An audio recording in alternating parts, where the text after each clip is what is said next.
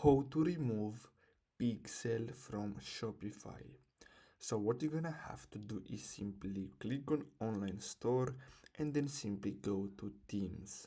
Then you're gonna have to simply click on these three dots and then you're gonna have to click on the edit code button. Now the next step is to simply go to theme.liquid and then you're gonna have to find right here the pixel. So as you can see, delete the metapixel code. You can find it between the head and slash head tags, and after that you're gonna have to click on save. So you can also click Ctrl F or Command F on your keyboard depending on which operating system you're using. So I'm using a Mac, and you have to click on Command and F, and you can simply search for pixel.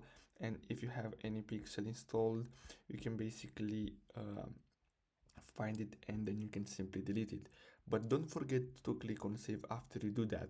So I hope you found this video helpful. Thanks for watching.